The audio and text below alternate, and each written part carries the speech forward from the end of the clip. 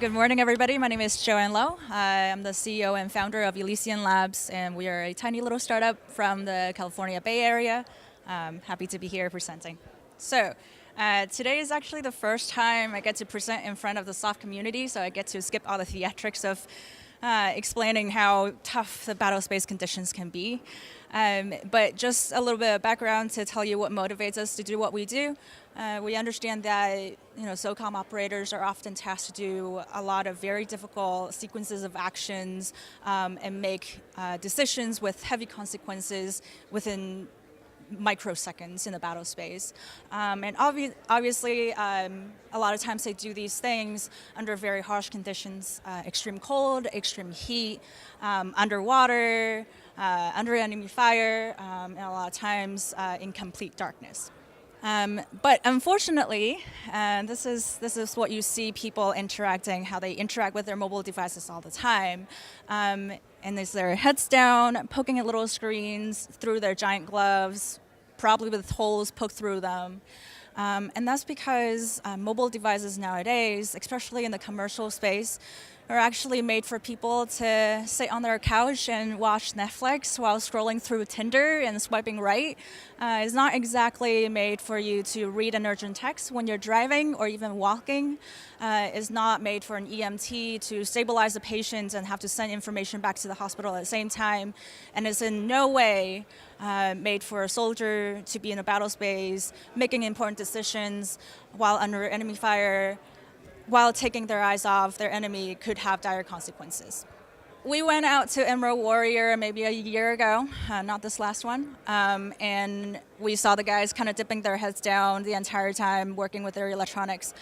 And what we did was we wanted to completely reconstruct the interactions with mobile electronics so that the guys don't need to have their heads down, poking little screens anymore.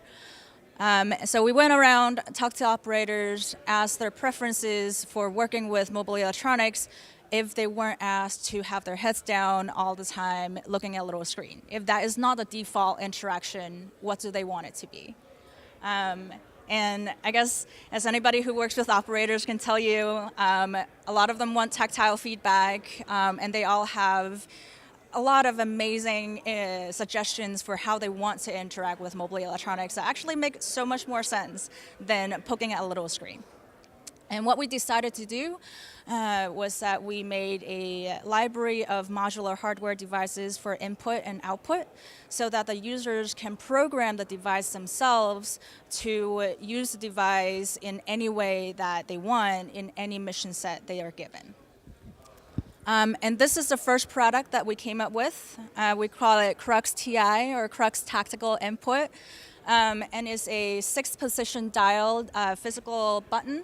We call it the Amazon dash button for the battle space.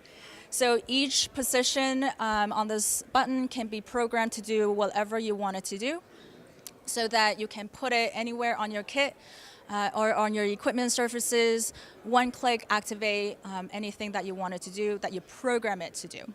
Right now, this button is actually designed with the operators from the ground up. Its look and feel and even the tactile response are completely designed with operators' input so that you can actually feel a lot of the position of the button through your gloves.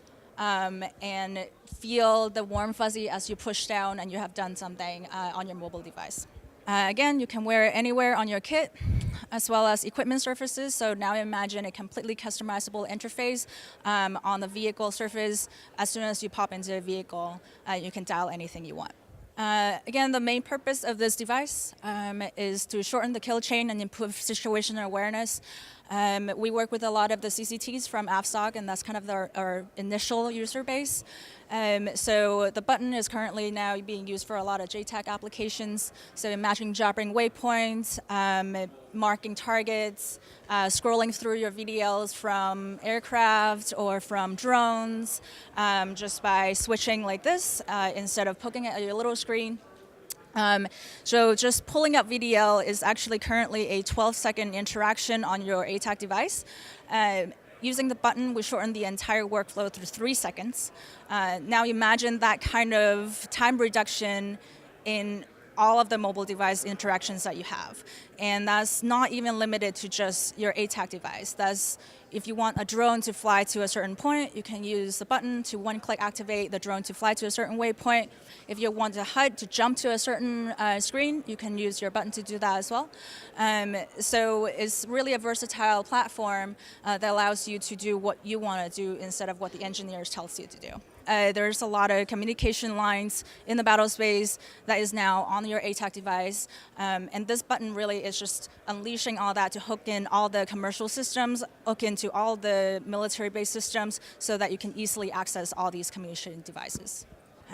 So that concludes today's talk. Thank you for letting me get this opportunity to speak in front of you guys. I do want to take this opportunity to give a shout out to Softworks, who has been supporting us this entire process and enabling us to talk to the users that we need to talk to.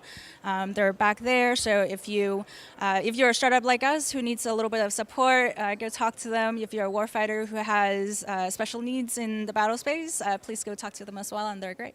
So thank you.